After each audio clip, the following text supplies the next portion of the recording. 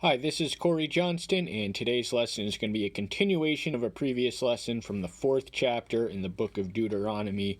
We covered this, we spanned the range of verses 15 through 31 in the previous section. The section which occurs before that is a call to obey, and what comes before the 4th chapter is really a historical review. This is Moses at Kadesh Barnea in the 40th year of the wilderness wandering, reviewing and retelling. So Deuteronomy translates as a retelling of the second law. So it's a final presentation. It is his farewell address, and he's drawing on these historical lessons to instill in them. Then in the 4th chapter, it becomes more present and future what they are to do, but he does appeal to their memory with certain locations such as Baal Peor. He reminds them that all who followed in his footsteps died that day because they disobeyed.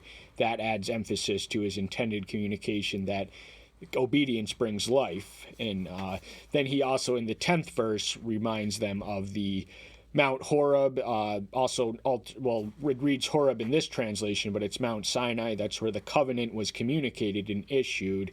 And then in the 15th verse, he returns to Mount Sinai once more, and it is for future-oriented. Therefore, diligently keep yourselves, for you saw no form when Yahweh spoke to you at Horeb out of the midst of the fire, lest you should do corruptly, and shall make for yourselves a carved image in the form of any figure. The range of the figures that are forbidden, whether it's in the sea below or the sky above or anywhere in between, don't make it, don't do it. This is the juxt of this section is an injunction against idolatry.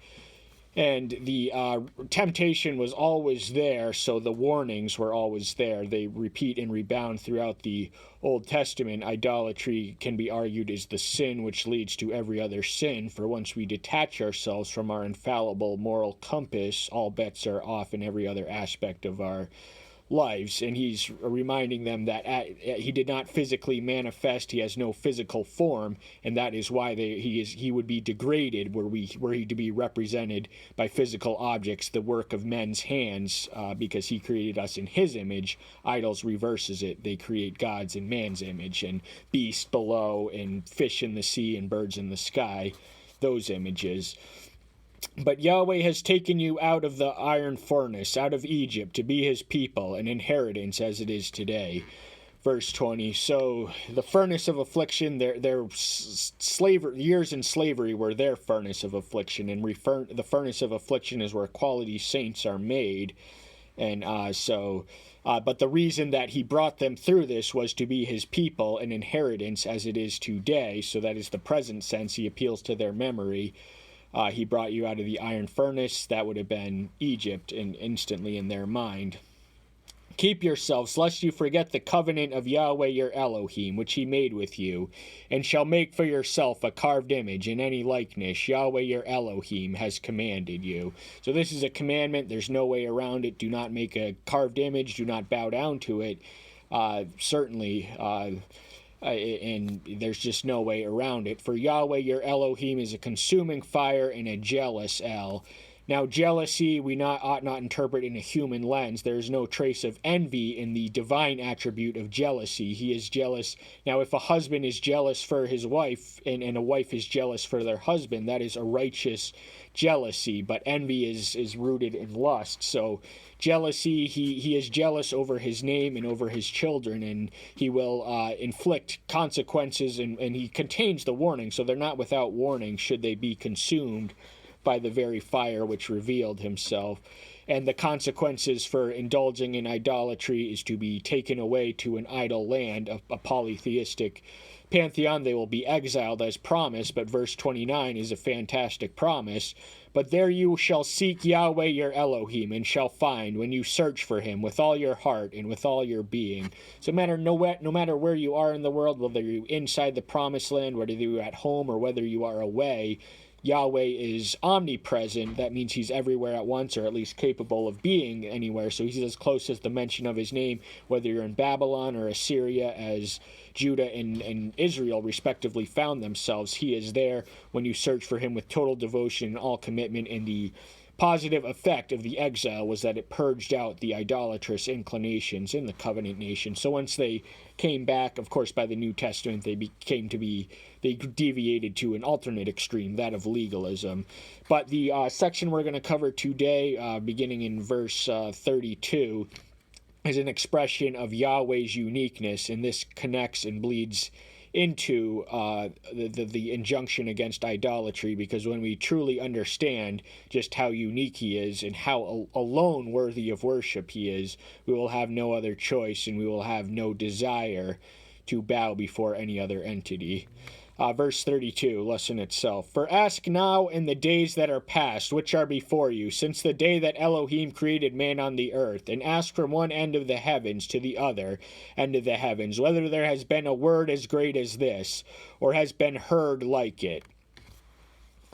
So Yahweh wants Moses to know, because this is his thoughts translated in Moses' mouth, Moses' pen, is to make them aware of just how lucky, and, well, I shouldn't say the word luck because it's satanic, Lucifer, but just how fortunate they are to be redeemed in this historical generation, to have the word which worked miracles and wonders in their lives and on their behalfs. They enabled them to accomplish their redemption. None of them got to see it, but just the fact that they had been passed through the Red Sea and everything else. And the word is the law, that is the Torah. This is the capstone book of the Torah. This is the completion of the Torah, and it really ties it together. Deuteronomy is in a class by itself, as far as I'm concerned, with the post-Genesis books. But, whether from one end of the earth or the heavens or anywhere in between or over, there is nothing like this word. So this is just how special we are to be in this word right now, right here. Has a people heard the voice of Elohim speaking out of the midst of the fire, as you have heard, and live? So this is a rhetorical question. They had heard him. They had not gazed upon his form. He had no physical form to gaze upon, remember in verse 15. But they heard his voice, and to hear such a sacred, the very sacredness of that voice is earth-shattering often in its ramifications. So the fact that they had heard it, they had lived to tell the tale, meant that they were fortunate. They are truly privileged and fortunate. Or has Elohim tried to go and take for himself a nation from the midst of a nation by trials and by signs and by wonders and by battle and by strong hand and an outstretched arm and by great fearsome deeds, according to all that Yahweh your Elohim did for you in Egypt before your eyes? So there's quite the list here. This is how he accomplished their redemption. They were a nation in a nation. They grew as a nation from Joseph's family of 70 to 75 people. They grew into a nation that was at least 2.5 million strong by this time, because their marching army was about 600,000 men. And the way that they had been, he used the trials, but it was to refine them and better them. So slavery is no fun, but it also equipped them for the redemption. It made it that much sweeter. So trials are the obstacles, the hindrances, the things we have to struggle with and overcome in our walk of life, and they are there for a reason. They are there so that we may grow from it. Signs and miracles, he worked literal miracles on their behalf. Signs and wonders, Red Sea, that doesn't just happen. That is by his battle. He is a warrior. Yahweh of hosts is his military name, and he is a warrior in Exodus 15, the Song of Miriam.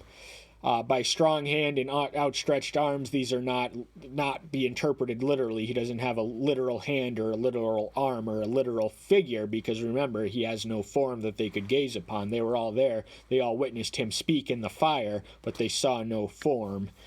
In great fearsome deeds. Now these deeds spread around them, and the nations, they knew that this nation had that this nation on the move had powerful deities working on their behalf, and it is all done by Yahweh, and it was in Egypt, and he did it before your eyes. So you have the witness, and with the witness comes the obligation to tell the tale. He who lives to tell the tale lives to tell the tale. That is the cause and effect of being supernaturally blessed.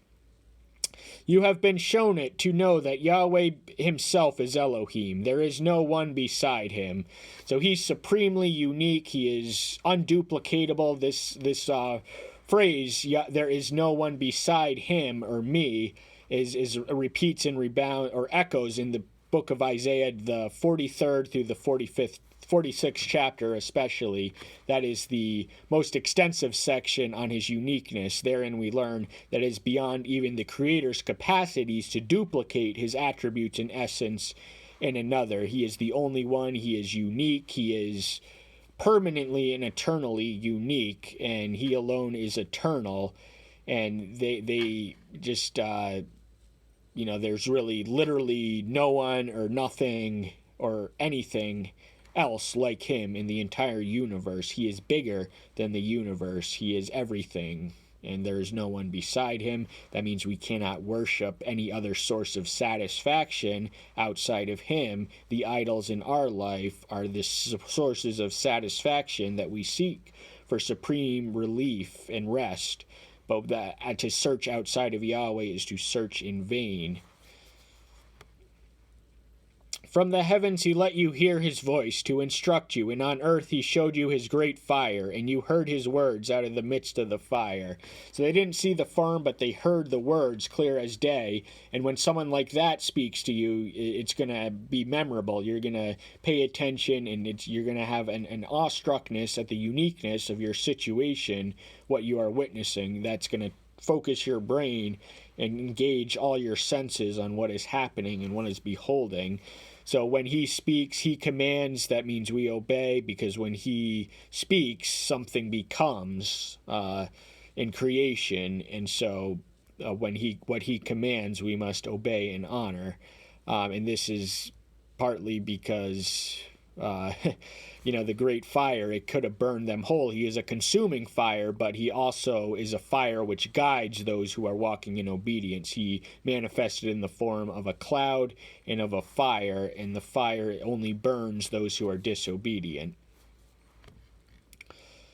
And because he loved your fathers, therefore he chose their seed after them, and brought you out of Egypt with his presence and his great power.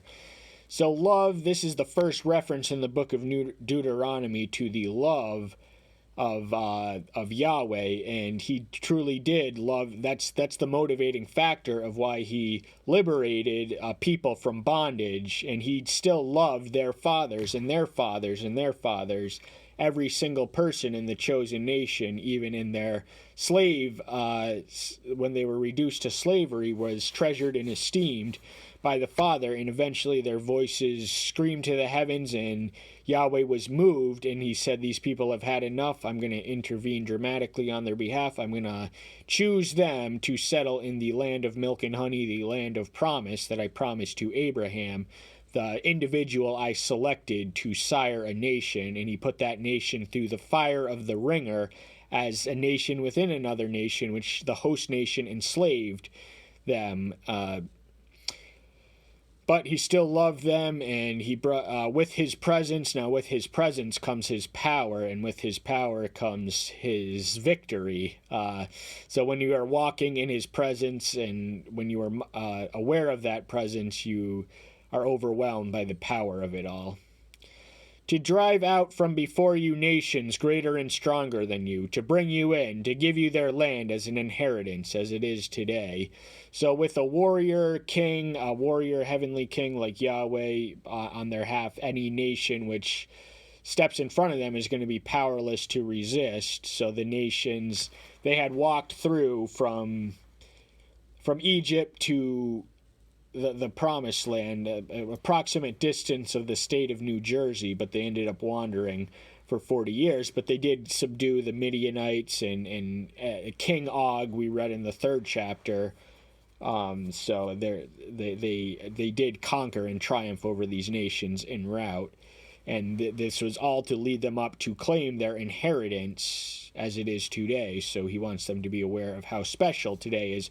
And at the end of the day, at the beginning, the end, and everywhere in between, all we have is the present and today. So we have to make the most of it. And you shall know today and shall recall to your heart that Yahweh himself is Elohim in the heavens above and on the earth beneath. There is no one else. So this ought to instill in us the memory and the reminder, because of his uniqueness, because of his special purpose. His purpose is uniquely superior than anything we can conceive of or do or even plan or execute or anything like that. So what do we have to do? We have to know that Yahweh is unique and he can do things that no one else can. When our faith and our love in him is sufficient and inadequate, that means that if it is proficient, it is sufficient. And you shall keep his laws and his commandments, which I commanded you today, so that is well with you and your children after you, and so that you prolong your days on the land, which Yahweh your Elohim is giving you for all time. So their motivation and incentive for obeying the covenant commandments is that they have life in the land. They have length of life, prolonged days. They have life to their years and years to their life. There's a qualitative and a quantitative element to the increase in life, which comes from obedience. Now, this is a reward punishment system, which is testament to Israel's state of spiritual immaturity, and true to their fallen nature, they could not uphold the covenant, and eventually they were exiled. But they had the warning, and they had the straight and narrow. The covenant was a straight and narrow path, because literally all around them were these pagan, heathen, idolatrous nations. So the temptation was omnipresent throughout their time, and whoever they interacted with, these were all idolaters. But what we read after this is really the assignment and designation of what are known as sanctuary cities for involuntary manslaughters and for people who were falsely accused. They had a city that they could flee to for sanctuary and refuge. And these three are not in the promised land, because remember, they are still camped at Kadesh Barnea. But three of the tribes, those being Reuben and Gad and one other, Manasseh, had elected to settle premature to the promised land. They thought that the land west of it, or east of it rather, the Transjordanic land, they had settled in and claimed their territory, but Moses held them to fight for Israel, and that is where the famous evangelical slogan, or what it has become, Numbers 32:23, your sin will find you out, was in reference originally to these three Transjordanic tribes who had promised to fight for Israel, and if they did not, they would be found out. But our sin does find us out, and just look at what's happening with the impeachment. I won't go there. But then this is the 5th chapter begins a new speech. So there's a distinct, this is a new address, and it opens with the 10 Commandments, the recitation thereof. So what takes place in between in the verses we're not going to cover, but we encourage you to study it, is a preamble to that. And it's just, there's historical review and everything else. But that's all the time we have for today. Thank you so much. I'm so glad you're here. Stay tuned until next time. I'll see you then. Bye-bye.